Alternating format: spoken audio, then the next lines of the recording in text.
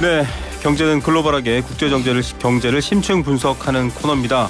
자, 내 연금도 다 국제 경제랑 연결돼 있습니다. 세계가 잘 돌아가야지 또 수익도 좋아지고 거기에 따라서 되는데요. 오늘 그 국제 경제를 글로벌 경제를 여행하게 해주시는 두 분입니다. 세한대 김대호 특임 교수 나오셨습니다. 어서 오십시오. 네, 반갑습니다. YG 경제연구소 차영주 소장님 나오셨습니다. 어서 오십시오. 예, 안녕하십니까. 네. 자, 오늘 뭐 경제 관련된 얘기하시는 분들은 늘 나오는 얘기인데 네 글자의 회사 이름 엔비디아에 다 꼽혀 있습니다. 어닝 서프라이즈인데 이거 기대가 너무 높았기 때문에 어제 저희가 주식 코너가 있는데도 거기서도 얘기했거든요. 생각보다 실적은 글쎄요. 그러면서 좀 뭔가 거기에 대한 충격 때문에 시장이 조정받지 않을까라고 했는데 뚜껑 열고는 확 바뀌었습니다. 예, 엔비디아라는 회사 요즘 가장 잘 나가는 회사입니다. 엔비디아의 이 그 말 뜻은 다음 세대의 부러움 이런 시대인데 정말로 엔비디아 주식 가지고 있으면 부러움을 대상이 네. 되겠죠. 이게 GPU라는 반도체를 만드는데요. 이 반도체가 인공지능에 들어가는데 세계 시장의 약 85%를 점유하고 있거든요. 그러다 보니까 요즘 인공지능이 뜨는 거와 편성해서 그야말로 엔비디아 돌풍이 일고 있다 이럽니다. 그런데 실적 발표가 오늘 새벽에 있었는데요. 네. 실적 발표 전에 주가가 많이 떨어졌었어요. 또 많은 전문가들이 야 이거 엔비디아 주가 너무 높다. 그래서 좀 조정을 받을 것 좀 같다. 쉬어가야 된다. 네. 네, 좀 불안한 공포를 조장하는 그런 투자 보고서도 많이 나왔는데 막상 실적 보고서를 보고 나니까 시장 예상보다는 상당히 높았습니다. 네. 그래서 어닝 서프라이즈다.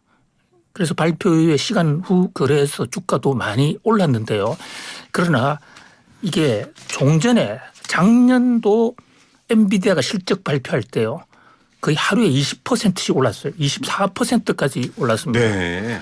폭발했거든요. 예. 그런데 거기에 비하면 오늘 오른 약 한 9%, 10%가량 올랐는데 거기에 비하면 상승 속도가 좀 상대적으로 적었고 또 이번에는 엔비디아 실적 발표 전에 주가가 많이 떨어졌기 때문에 네네. 그거를 다 만회하지도 못했어요. 예. 그래서 적어도 엔비디아가 폭락할 것이라는 그런 공포에서는 상당히 벗어났지만 그렇다고 이번 실적이 시장 기대보다 매우 높은 것은 아니었다. 공포를 막고 아직은 엔비디아가 주가가 올라가지만 시장 실적도 뒷받침이 되고 있다. 라는 정도로 네. 평가할 수 있을 것 같습니다. 어쩌면 뭐 너무 상승 속도가 빨라서 좀 쉬어가야 될 것 같아라고 했던 시장의 분위기에서 아니 속도 유지할 만큼 우리 텐실해라고 보여준 게 오늘 결과다라는 얘기인데 뭐 국내 주식 투자자분들도 관심이 높고요. 그래도 마음속에는 더 올라가겠지 이런 분들도 계시는 것 같고요. 이거를 이런 관점으로 봐야 될 것 같아요. 엔비디아 실적이 좋고 그걸 주가가 반영했느냐라는 것이 아니라 네. 산업의 흐름으로 좀 봐야 되지 전체 않을까. 큰 저는 그렇게 맥락에서요. 말씀을 좀 드리고 싶어요. 왜 그러냐면 지금은 인공지능이 이끄는 시대거든요. 네. 근데 인공지능이 갖고 있는 특성을 보게 된다라면 우리가 불과 1년 전만 하더라도 인공지능이 이제 챗GPT가 나왔을 때 이렇게 그 세상에서 가장 밥을 많이 먹는 사람 누구야? 그러면 차영주 이렇게 얘기해 주는 게 신기했었죠. 네. 근데 지금 1년 만에 차영주가 나타나지 않아도 차영주가 빵을 먹는 영상들을 찍어내는 인공지능까지 지금 나와버렸습니다. 뭐 이런 것들 지금 네, 선보였죠. 나와버린 거예요. 이 속도가 굉장히 가파릅니다. 그리고 이거는 저는 이것을 이제 두 가지로 관점에서 보면 B2B 시장이다라는 거죠. 네. 물론 최종 소비자는 개인들이 하지만 네네. 기업들이 지금 막대하게 투자에 지금 동참할 수밖에 없는 거예요. 네. 수익을 내느냐 안 내느냐는 나중 문제입니다. 네. 네이버 같은 경우 클로버엑스를 발표했지만 수익을 못 내고 있습니다만 지금 카카오도 투자한다 그러거든요. 그러면 이 인공지능에 대한 투자 이게 하드웨어에 대한 투자 지금 교수님 말씀하신 GPU와 HBM 이 GPU는 계산하는 반도체고요. 네네. HBM은 단기 기억하는 반도체인데 이 조합이 앞으로 당분간은 추세 흐름으로 이어진다라는 거죠. 더군다나 저는 이것은 처음에 애플의 아이폰 혁명과도 비견할 수 있다라고 말씀드릴 수가 있겠습니다. 말씀하셨죠. 그때 당시만 하더라도 우리가 아이폰이라는 것이 나오면서 없었던 것이 새로운 그러니까 이제 물건이 새로운 시대를 했죠. 지금은 인공지능이 그것을 하는 거예요. 지금 현재 지금 저도 어제 이제 안 사실인데 여러분들 카카오톡에서 이제 지금 뭐 동창회방 같은 거 가면 네네. 하루 이틀 놓치면 막 100여 개씩 막 문자가 이제 톡 있는 거 많죠. 있잖아요. 네. 그거 정리하는 기능 있는 거 아십니까? 지금 있나요? 있어요. 기능이? 카카오에 그거를 단 두 마디로 정리해달라면 딱 정리해. 무슨 얘기했는지. 이걸 인공지능이 하거든요.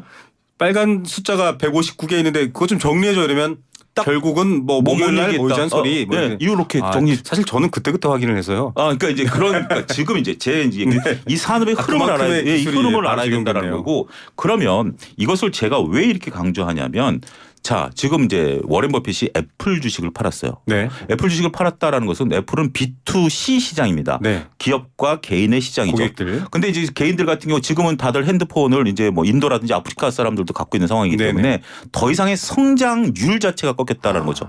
네. 그리고 이것은 이미 성장기예요.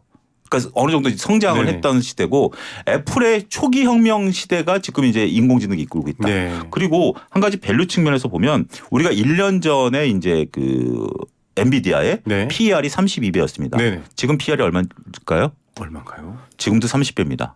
그만큼 계속, 실적이 따라 올라온 네. 겁니다. 따라 올라왔기 때문에 저는 이 엔비디아의 열풍 단지 주가만 놓고 보면 과거에 이제 여러 가지 비교를 하지만 저는 산업 흐름으로 봐야 된다라고 보여집니다. 그래서 이 엔비디아의 산업 흐름에 대한 열풍은 물론 이제 속도는 좀 줄어들긴 하겠죠. 그렇지만 이 흐름을 단지 주가가 높다라는 측면으로 봐서는 우리가 결국 조류를 놓칠 수 있다. 저는 그 점을 말씀드리고 싶습니다. 네, 단지 엔비디아라는 기업의 주가 실적으로 볼 문제가 아니라 그 엔비디아가 떠 있는 바다의 파도가 어디로 흐르고 있는가의 문제인데 교수님 사실 지난번에도 한번 저희가 이거 좀 큰 맥락 얘기를 했습니다만 오늘 지금 카카오톡 100몇십 개 정리 기능 말씀해 주신 것도 있지만 그간의 이 디지털 기기가 익숙하지 않아서 그 소비 시장에 들어오지 못한 분들도 뭐 나이가 있으시거나 혹은 그게 외국어로 돼 있거나 하시는 분들도 마음껏 이용하는 게 가능하다라고 해요. AI가 오면.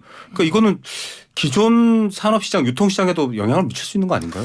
그렇습니다. AI가 그야말로 그 산업혁명 이후에 가장 큰 변화가 될 수도 있습니다. 지금 차 박사님은 아이폰 모먼트를 얘기했는데 아이폰 모먼트나 인터넷 모먼트를 떠나서요. 네네.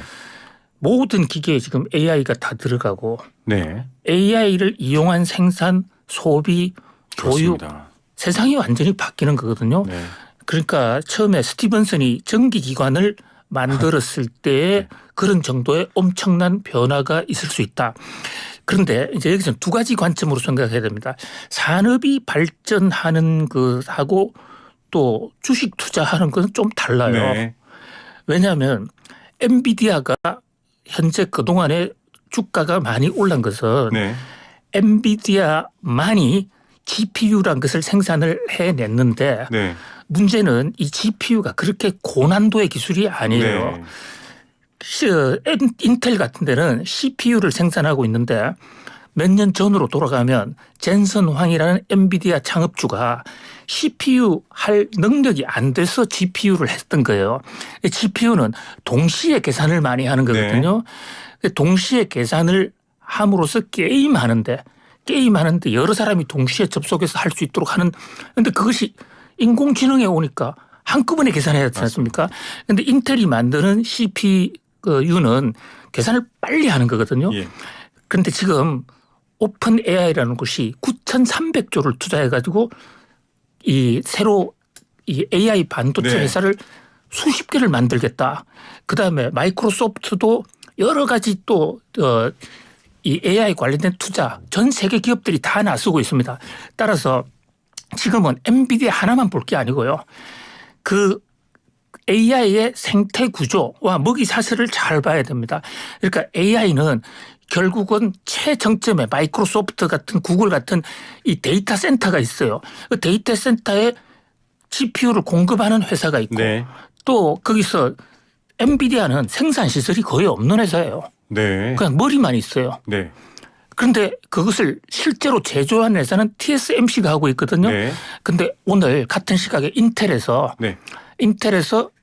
그 파운드리를 출범시키면서 네. 엄청난 자금을 투자해서 마이크로소프트 전용 이 GPU를 만들겠다라고 공식 선언을 했습니다. 그 자리에 르몬드 미국 상무장관도 나왔는데 따라서 그러니까 산업의 전체 흐름을 보는 것과 개별 주식 투자하는 것은 어떤 그 개별 주식의 수요 공급 흐름까지 봐야 되니까 조금 별개로 입체적으로 접근할 필요가 있다. 이런 말씀을 드리고 싶은 것입니다. 저는 좀 그 부분에 저도 적극 동의하는 네. 게 지금 이제 우리가 시기적으로 본다라면 저는 지금 당장의 시기는 엔비디아와 하이닉스가 이 주도권을 잡고 네. 있다. 결국 우리가 이제 얘기하는 GPU는 병렬 구조이고 예. 병렬 구조에 적합한 메모리 반도체는 HBM이거든요. 네. 근데 이제 HBM 우리가 하이닉스가 강한 것이 삼성전자는 이게 돈이 안 된다 그래서 안 했었어요. 그리고 이제 이거는 앞서 CPU가 이제 GPU와 구분된다라면 D램과 HBM이 같이 네. 비교하는 겁니다. 메모리 반도체이기 때문에. 그래서 우리나라 하이닉스가 강한 거거든요. 근데 이제 말씀하신 것처럼 저는 이 산업이 앞으로 커지는 거예요. 그래서 네. 저는 올 하반기쯤 되면 과잉 공급에 대한 우려감도 있다. 벌써. 왜 그러냐면 우리가 이제 그 D램 같은 경우 네. 2019년에 바닥을 찍고 2020년과 2021년에 막대한 퍼포먼스를 보였는데 그게 이제 코로나 영향도 있는 거죠. 네네. 그때 당시 각 기업들이 서버를 늘리고 우리들이 이제 기기를 바꾸고 컴퓨터 바꾸고 네. 했던 것들이 지금 과잉 공급 때문에 삼성전자 그 D램 재고 때문에 지금 주가가 못 예. 오르는 거거든요. 근데 결국 HBM도 저는 과잉 공급이 될 거라고 봐요. 예. 근데 이제 그 시기가 올 하반기 정도부터 저는 서둘러서 나와야 된다. 그렇지만 올 상반기까지는 아직 이제 그렇게 되는 부분들이 있기 때문에 흐름은 큰 구조로 보고 교수님 말씀하신 것처럼 우리가 주가 방향대로 보게 된다라면 이제는 하드웨어에서 소프트웨어로 넘어가는 것은 내년이다라고 봐요. 네. 그리고 이제 우리 결국 여기에 이제 지금은 너나 할 것이 투자를 안 하면 도태되니까 투자를 하지만 맞습니다. 결국 이것 때문에 오히려 과잉 투자로 무너지는 회사가 있을 것이고 이걸로 돈 버는 회사가 나타날 거기 때문에 그런 걸로 시대의 변화를 하드웨어 소프트웨어로 적절히 넘어가야 된다. 이 점도 덧붙이겠습니다. 잘 뭐 저희가 GPU, 뭐 HBM, CPU 얘기하면은 잘 이해 못하시는 분들인데 요즘 인터넷에 아주 쉬운 네. 뭐 밈이라고 하죠. 흉내내는 게 돌아다니는데 이렇게 붓 하나로 사람 얼굴을 빠르게 그리는 게 CPU라면 여러 개의 색깔 있는 붓으로 한번 쿵 찍어내면 얼굴이 나오는 게 GPU 같은 개념입니다. 적합한 비유. 예, 그래서 GPU는 앞서 말씀드린 데이터 센터, 서버 이런데 동시에 여러 명이 접속해서 작업할 때 유리하고요. CPU는 이제 각각 개별의 컴퓨터나 고도의 연산 장치 이런 데 들어가는데 아까 아이폰 모먼트를 이제 차영주 소장님 얘기하셨거든요. 근데 아이폰을 생각해 보면 아이폰 뭐 이런 얘기도 있었습니다. 이게 대륙간 탄도탄 미사일 기술도 들어가 있어. 뭐 굉장히 미국 외에 팔면 안 돼 이런 말이 나올 정도로 혁신이었고 저도 이제 딱 그때 그걸 구입을 했는데 그 이후에는 뭐 갤럭시, 화웨이 뭐 전 세계 경쟁자들이 나오면서 애플 자체의 이제 공급이 충분히 이루어져서 어떤 혁신의 동력이 떨어졌다기보다는 경쟁자. 그래서 아까 교수님 말씀 샘 올트먼이 삼성도 만나러 오거든요. 인텔이나 메타도 자체 GPU를 만든다고 합니다. 그러면 사실은 엔비디아의 혁신이나 지금 GPU의 이 가치보다는 경쟁자와 시장 공급이 많아지는 문제, 방금 말씀하셨던 문제, 그게 좀 생각보다 빨리 올 것 같다라는 생각도 있을 것 같고요. 그 지금 전기차나 배터리 같은 거 보면 산업의 대세가 전기차 배터리거든요. 네네. 탄소 배출을 억제한다든지 재생에너지 환경 보호 차원에서는 전기차로 가야 되고 배터리가 산업의 대세인데 지금 전기차 배터리 관련 회사들 주가가 별로 좋지가 못해요. 네. 여기서 이제 흔히 경제학에서 캐즘의 덫이라고 그러는데요. 캐즘의 덫이요. 캐즘의 덫. 네. 그러니까 잘 나가다가 중간에 웅덩이가 하나 있는 겁니다. 네. 웅덩이에 많이 빠져 죽는데 거기서 살아남는 애들은 계속 또 산으로 올라갈 수 있는 것이죠. 예. 그러니까 수요 공급에 일시적인 불균형이 올 수가 있다는 거죠. 지금 중국이 전기차가 네. 포화 상태가 돼서 중국 비아디 등이 해외로 전기차를 쏟아내거든요. 네. 그러니까 테슬라 같은 데 가격이나 안 할 수가 경쟁을 없는 상황입니다. 감당을 못하는 네. 거예요. 그러다 보니까 또 배터리 수요가 줄어들고 그 와중에 또 바이든이 오락가락 행보를 하면서 전기차 네. 계획 연기하겠어. 정치적 판단을 한 거죠. 예. 자동차 노조 거기다가 등등. 또 트럼프가 되면 아예 없애버리겠어. 네. 그러니까 이런 우여곡절은 있을 것입니다. 그러니까 주가 상황은 계속해서 차영주 박사님 같은 경우에 저 생생경제 수시 그 보고 리포트를 많이 들어야 돼요. 네, 맞습니다. 순간순간 상황이 변하기 때문에. 네. 그런데 이제 전체적인 산업의 흐름상으로는 아이폰 모먼트보다도 이제 대세가 인공지능으로 완전히 넘어섰고 예. 인공지능을 거의 달고 살아야 될 거예요. 예. 인공지능과 같이 살지 않으면 도태하는, 그리고 인공지능의 그 기술 개발 속도가 그동안에 온 속도가 한 10쯤 된다면 네. 이게 10의 제곱의 법칙이라고 그래서 해마다 맞습니다. 10의 제곱씩 더 빨라질 빨라지죠. 거예요. 굉장히 빨라진다 그렇게 봅니다. 예.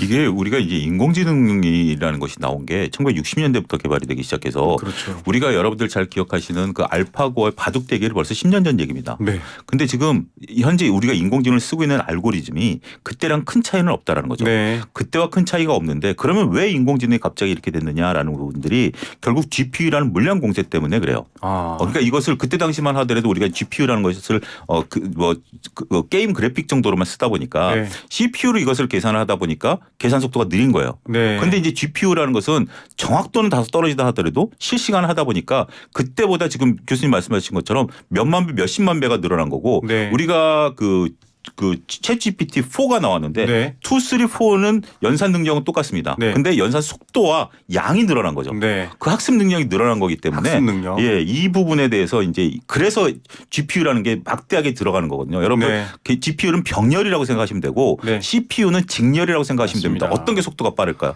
그러면 D램과 HBM의 차이점 뭐죠? 똑같은 반도체인데 D램을 위로 쌓아버린 거예요. HBM을. 네. 그러면 연산 속도가 어떻게 되죠? 훨씬 빨라져 버리는 네. 거죠. 이런 거기 때문에 그런 개념으로 잘 개별 기업들 접근하셔야 되지 않을까 싶습니다. 예, 캐즘에 더 알아봤더니 이 에코프로 등등 지금 2차 전지 관련이신 분들이 뭐 이러다가 피바다 이런 얘기들만 잔뜩 올라오는데요. 어쨌든 시장이 대중화되고 많아진다라는 이 속도의 흐름을 보시고 저는 그래서 사실은 AI 그러면 사람들이 저는 사실은 물어보는 이 질문하는 사람인데도 저한테도 막 밖에서 물어보시거든요. 그러면은 예전에는 길 가는 방법을 시간을 들여서 지도를 보고 사람들한테 물어보고 알았다면 AI는 그거를 너무 효율화시켜서 빨리 답을 주고 그 AI보다 더 무서운 게 이제 퀀텀 양자 컴퓨터가 나오잖아요.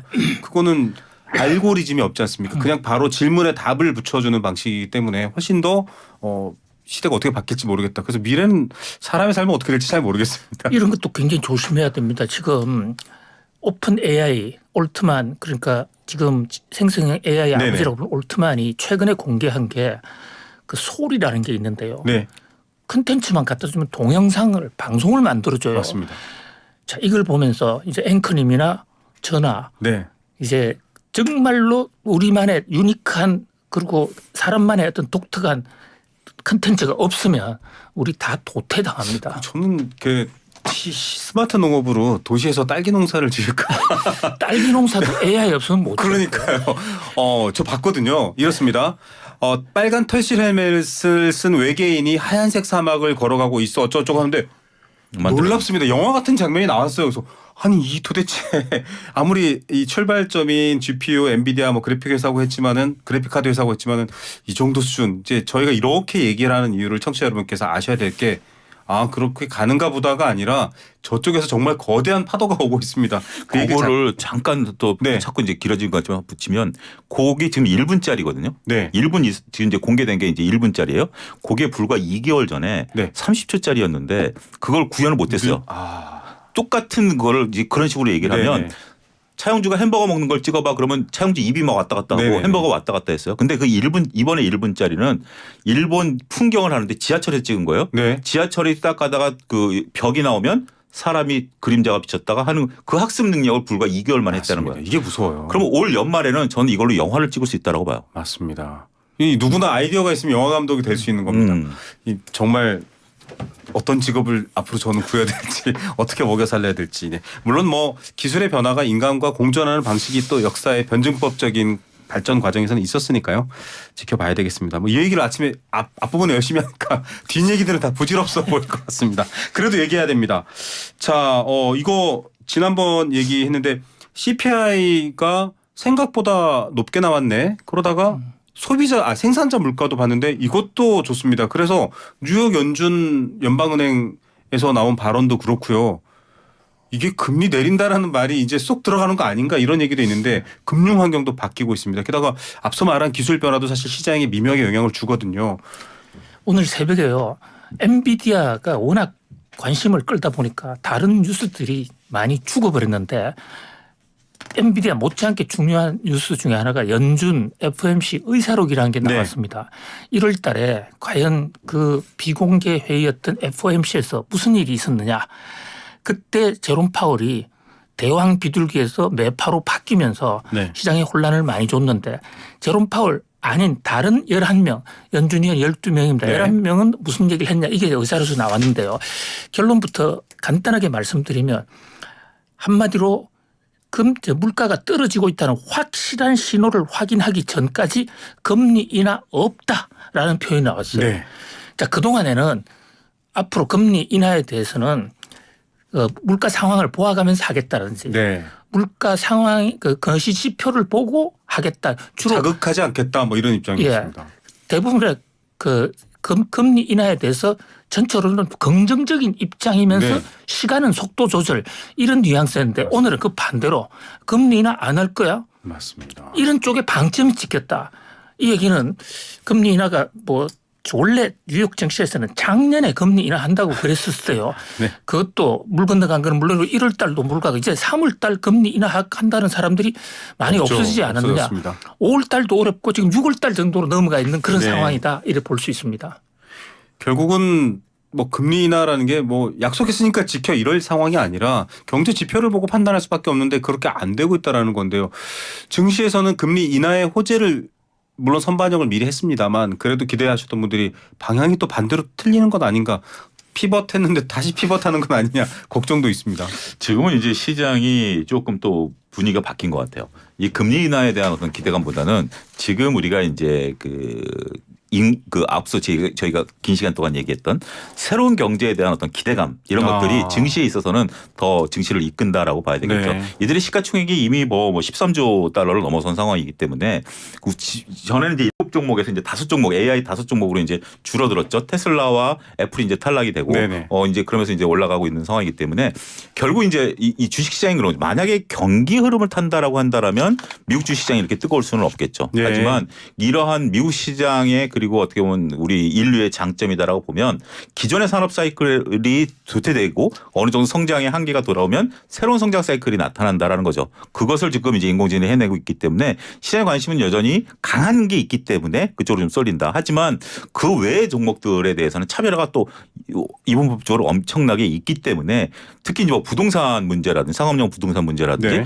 이런 것들은 우리가 이제 좋은 쪽만 얘기를 하지만 오히려 뭐 상업용 부동산 쪽에 이제 투자하고 계신 분들 입장에서 보면 정말 이건 뭐 남세상 얘기죠. 그렇기 때문에 조금 구분해서 지금 이제 전략을 좀 수립해야 되지 않을까. 단지 금리 인하, 금리 인상 여부로만 주시장을 판단하기에는 너무 지금은 미국 시장도 셈법이 복잡하다 이렇게 정리하겠습니다. 사실 이거 가을 되면 이제 조금 있으면 비가 그칠 거고 겨울 되면 추워지고 뭐가 예측 가능해야 될 것 같은데 전혀 예측 가능하지 않고요. 지금 서울 홍대나 주요 을지로 이런 데 가도 빈 가게가 많거든요. 근데 뉴욕도 지금 맨해튼에 차라리 테니스장을 진짜 이런 얘기 나온다고 하잖아요. 그런데 경제는 AI 어쩌고저쩌고 뜨거워서 새로운 미래로 가고 있고 경험하지 않고 있기 때문에 이제 뭐가 뉴노멀인지 더 뉴노멀인지도 알 수 없는 상황이거든요.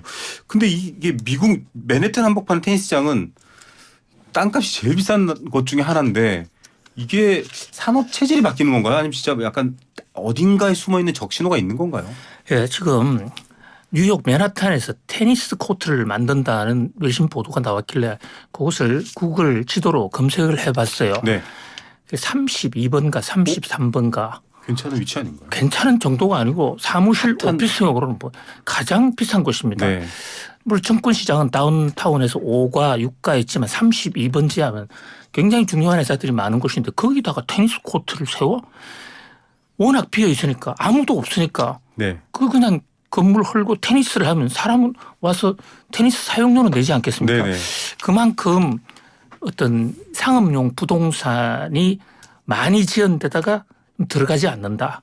두 가지 요인이 같이 작용하는 거죠. 하나는 금리가 오르다 보니까 그 당시에 상업용 부동산 마구 돈 빌려줬는데 돈 빌려줬는데 금리는 올랐고 그러니까 이자 부담이 굉장히 큰데 그러니까 막 덤핑을 하고 있는 마당인데 코로나 때문에 미국 사람들이 아직도 직장에 돌아가지 않고 재택근무하는 사람들 우리하고는 달리 굉장히 많습니다. 재택해보니 되네 이러고 재택을 계속하는 거죠. 왜 그렇게 우리하고 다르냐면요. 미국 사람들은 아파트에 사는 사람이 아주 예외적이고 좀 외지인들만 살지 미국 사람들 자체는 다 땅에 2층 3층짜리 단독 주택에 사는데요. 주택처럼 살죠. 네. 근데 이제 코로나 때 이 재택근무를 회사에서 하라니까 이게 웬 떡이냐 해가지고 이제 자기 집들을 마구 샀어요. 젊은 사람들이. 근데 그 집이 맨하탄에 사기에는 붉은 사기는 너무 비싸지 않습니까? 네네. 어차피 재택 그러니까 차로 5시간 걸리는 외곽으로 나가서 엄청나게 저택을 사고 거기다 근무 환경을 다 꾸려놓은 겁니다. 5시간이면은 서울이 회사인데 부산에 집 샀다는 소리인데. 그렇습니다. 예. 그런데 이제 다시 돌아와 이러니까 네. 집을 팔아야 되잖아요. 네. 회사를 그만둘래. 아. 이제 이런 지경이거든요. 그렇다 보니까 집은 많이 지어놨고 또 이제 금리가 높다는 건 굉장히 문제인데요. 지금 우리가 방금 말씀 올린 것처럼 지금 금리가 높다는 그 정권 시장에 주식하는 데는 큰 변수가 안 될지 몰라요. 그런데 경제 전체, 거시경제 자체에 네. 대해서는요. 지금 금리가 너무 높거든요. 돈을 빌리고 쓰고 있는 사람들 입장에서는 금리 때문에 죽어납니다. 네. 그런데 금리 인하할 것처럼 계속 제롬 파월이 대왕 비둘기나 문어 대가리처럼 이렇게 얘기를 했는데 네. 안 하니까 고통은 더 커지고 그게 반대 선택을 역선택을 한 사람들은 고통이 더 커지는 겁니다. 네. 지금 우리나라도 어제 금통위에서 한국은행 총재가 얘기하는데 기자가 4월 달에 PF 대란이 온다. 네. 네. 뭐 이런 얘기 근거 없는 현재까지는 확인되지 않은 얘기예요. 그러나 그런 얘기 나온다는 것 자체 그리고 지금 많은 부동산 업체들이 무너지고 있는 것은 그 대출 받은 돈을 못 갚는데 그 핵심 요인이 고금리거든요. 네. 그러니까 지금 경제는 주식하고 관계없이 네. 전체 거시경제 상황은 금리 인하 기조의 전환 없이는 경제 개선은 상당히 어렵다. 그런 관점에서 우리는 금리 인하에 대해서 굉장히 지금 예의주시하게 어떤 추진을 해야 되고 관심을 가져야 된다. 이런 말씀을 드리고 싶습니다. 예. 뭐 오늘도 한국은행 금통위가 3.5% 동결했습니다. 9번째 동결인가요? 얘기를 하면서 건설 쪽이 굉장히 경기가 안 좋고 여러 가지 경제가 어려운 상황인 게 났어요. 보통은 금리를 더 떨어뜨리지 못하는 이유를 설명한 것 같습니다. 그런데 뭐랄까 한국은 기준금리 동결하는 것도 사실은 어정쩡한 상황일 수도 있고요. 어떻게 평가하세요? 그러니까 이제 부동산 문제가 이제 어느 정도는 뭐 글로벌리 성장의 한계가 도달했다라고 봐야 되겠죠. 고도 성장을 하면서 이제 지대가 땅값이 올라가니까 회계상에서 상당히 재밌는 게 모든 유형 자산은 감가상각을 하거든요. 네. 근데 토지만은 감가상각을 안 합니다. 올라가기도 하잖아요. 그러니까 많이 토지는 대부분. 유일하게 감가상각을 안 하는 재화예요. 그러니까 네. 이제 우리가 이제 땅이라는 것은 올라가는 것이지 네. 이걸 보유함으로써 내 가치가 떨어진다라고 생각을 네. 아예 회계상으로도 그렇게 생각을 해왔었던 거죠. 그런데 이제 이것의 이제 성장의 이제 방식이 바뀐 거죠. 네. 우리가 이제 과거에는 뭐 이렇게 생산의 3대 요소 중에 토지가 들어갔지만 네. 이제는 토지 없이 인공지능 같은 경우도 토지가 없이 이제 이루어지는 거 아니겠습니까? 앞서 말씀하셨다시피 사무실 없는 거죠. 네, 그리고 이제 생산이 과거에는 뭐 영상을 하나 찍으려면 뭐 스태프들이 한 10명씩 있다가 장비도 이제는 많아야 되고 한 명이 이제 그걸 다 해버리니까 그만큼 또 공간도 또 사람이 필요하고 없이 됩니다. 카메라 없이 영상이 나온다는 영상이 게 신기한데요. 나온다라는 거죠. 네. 그리고 이제 우리가 뭐 저도 이제 영동 홍대 앞서 예를 들었습니다만 누가 오프라인으로 쇼핑을 하나요? 네. 지금 다 온라인 쇼핑을 하는 거죠. 더군다나 지금 우리나라 이제 쿠팡도 겨우 영업이익 나는데 중국에서 이제 또 쇼핑몰들이 테무 얘기하셨죠. 테무가 이제 몰려오는 이런 네. 산업의 흐름들을 놓고 본다라면 단순하게 우리가 어떤 식으로 접근을 해야 되느냐라고 봤을 때 부동산 지금 말씀하신 그 테니스장 짓는 것도 이미 2020년에 문을 닫았고 그 체질이 전부터 바뀌는구나. 뭐 새로운 것들을 이제 이렇게 100년 된 호텔을 문 닫은 거거든요. 네. 거기다 이제 짓겠다라는 건데 이제 뉴욕에서는 거기다가 이제 주거형을 짓자라고 하는 네. 거지만 그렇게 짓는 거 대비해서 투자 대비해서 수익이 이제 안 난다라는 과거의 네. 개념과는 좀 다르고 그렇죠. 이런 식으로 접근한다라면 어떻게 보면 상징적인 사건이 될 수 있다. 여기다 과연 테니스장이 지어질지에 대해서는 의문이겠습니다만 이제는 테니스장을 짓는 것이 오히려 더 부가가치가 높아질 수 있는 기존에는 비싼 땅에 오피스를 짓던 아파트를 짓는 것이 부가가치를 누렸다라면 네. 이제는 새로운 부가가치를 창출하지 않는다라면 이거는 문제가 될 수 있다라고 봐야 되겠죠.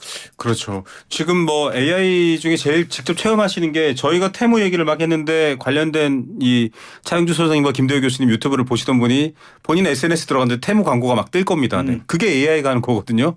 그런 것들을 직접 체험하고 계시는 건데 정말 시대가 이렇게 확 바뀌어서 앞서 말씀드린 딸기 농사도 지금 안 된다고 하셨는데 뭘 해야 될지 계속 고민이 머릿속에 오고 있습니다. 딸기 농사가 안 되는 이유 중에 하나 그 인공지능이 잘하거든요. 예. 인공지능이 제일 잘하는 게 그 단순한 법칙에 따른 사진 판독을 위한 계산을 하는 거기 때문에 네네. 그건 인공지능이 잘해요. 맞습니다. 뭐 언제 물 줘야 되는지 비료 어떻게 되는지 바람 그리고 스마트 사진으로 농업이 딱 그 예. 딸기 이걸 보면서 네네. 지금 물 줘야 된다 안 줘야 된다 그걸 다 파악을 해버려요. 그리고 사람이 쪼그려서 딸 필요도 없고요. 이거 참 기계에 고용된 인간이 돼야 될 것 같습니다. 전기 공급을 잘하는. 네, 자 이런 상황입니다. 지금 뭐 앞서도 말씀하셨고 이제 거시경제 차원에서는 돈의 가치를 제대로 지금 금융 당국이 결정하지 못했을 때 오는 충격도 말씀해 주셨고 여러 가지 변화도 얘기를 했는데 이런 것의 어떤 가장 위험한 곳이라고 할까요? 중국 얘기를 해야 될 것 같습니다. 그냥 중국도 선진국이 되어가는 것 같아요. 이런 걸 다 겪어봤잖아요. 근데 이걸 그렇게 단순히 보기에는 중국은 좀 여러 가지 걱정되는 게 많습니다. 기준금리도 낮춰가고 있거든요. 어떻게 봐야 됩니까? 그 중국의 기준금리 LPR을 5년짜리를 낮췄어요. 그런데 이걸 기준금리라고 그러는데 네. 사실 경제학 교과서에 나오는 기준금리는 중국에 없어요. 없죠. 기준금리라는 것은 중앙은행이 시중은행과 단기 오버나이트 자금 이런 것을 거래하면서 거기서 형성되는 자금이고 사실은 금리를 결정하는 게 아니라 금리가 그렇게 결정되도록 통화량을 조절하는 네. 이게 한국은행이나 미국 FOMC인데 중국 인민은행은 그런 게 없고요. 그냥 LPR이라는 걸 주사를 주고 요거를 기준으로 해서 대출금리 해. 그런데 이제 5년짜리를 낮춰줬거든요. 네. 5년짜리는 주택담보대출에 주로 사용되는 네네. 금리인데요. 지금 중국의 부동산이 굉장히 어려우니까 네. 지금 중국은 금리 내리기가 굉장히 어려운 상황이에요. 왜냐하면요. 금리를 내리면 돈의 가치가 떨어지기 때문에 가뜩이나 지금 중국 위안화가 흔들흔들합니다. 네. 그럼 위안화가 더 떨어지면 외국 자본은 더 안 들어온단 말이죠. 그럼에도 불구하고 외국 자본이 들어오든 안 하든 LPR 금리를 무려 0.25%를 내다 미국 중국은요. 미국처럼 0.25가 기초 단위가 아니고 0.1, 0.2 이런 식으로 쪼개서 금리 인상하는 나라예요. 네. 그래 거기서 0.25면 평소에 한 3배 정도로 올린 거죠. 네네. 3배 정도 내린 낮춘 거죠. 거죠. 예, 내린 건데 그만큼 부동산 상황이 심각하다. 부동산 업체에 자금을 부담을 덜어주고 또 지금 그런 앵커님 그런 소개하지 않았습니까? 집 사면 부인을 준다. 이 말도 안 되는 황당한 광고가 실제로 징계를 나왔어요. 받았다고 하고요. 또 순금을 준다는 건 진짜 광고입니다. 예. 네. 그런데 이제 새로 사면 싼 금리로 줄 테니까 좀 돈 빌려서 부동산 좀 사줘. 이런 쉽게 메시지죠. 말하 중국이 제발 집 좀 사세요. 지금 이러고 있는 상황이네요. 지금 초과 공급이 1억 3천만 채 정도가 되거든요. 지금 헝다랑 비교위한 얘기도 여러 번 하셨잖아요. 네. 헝다는 뭐 지금 헝다에서 우리나라가 2차 전지 인재도 빼내온다고 네. 하고요. 1억 3천만 채인데 보통 저도 중국에서 그 교환 교수를 하면서 중국 교수들하고 이러면 보통 집이 2채씩 있는 사람도 많아요. 네. 그런데 텅텅 비어 있는 겁니다, 지금. 그런데 경기 부양을 종래에는 부동산 경기 부양을 해가지고 집을 좀 더 지으면 네. 경기가 해소가 됐어요. 그런데 1억 3천 채나 초과돼 있으니까 이것을 해결하지 못한다면 중국 경제는 상당히 어렵지 않겠느냐. 그러면서 중국 정부가 지금 연착륙, 네. 쇼크 없이 서서히 어떤 부동산 거품도 좀 해소하면서 경기를 좀 앞턴 해 보려고 그러지만 좀 시간이 걸리지 않을까 이런 생각을 해 봅니다. 저런 이게 이제 우리가 이제 그 사회라는 것이 이게 과잉이 생기면 그게 이제 자율 조정이 되고 네네. 이제 부족하면 이제 늘어나고 하는 거지만 이 자율 조정이라는 게 말이 쉽지 이제 고통을 수반할 수밖에 없다라는 부분들로 그렇죠. 봐야 되겠죠. 교수님 말씀하신 게 굉장히 중요한 건데 이제 과거에 이제 시진핑 주석 이전만 하던 미국은 이제 중국은 이제 계획 경제였었어요. 네. 그래서 우리 주식 투자자 입장에서 보면 중국 투자하기가 나름대로 참 쉬웠었어요. 왜냐하면 네. 중국이 올해 7% 성장한다라고 하면 6월 달에 만약에 3% 성장했다라고 하면 9월부터 밀어붙이거든요. 예. 성장률을 밀어붙여서 연말에 7을 맞춰요. 그러면 그때 이제 항상 가을에 나오는 단어가 있었어요. 네. 중국 경기 부양.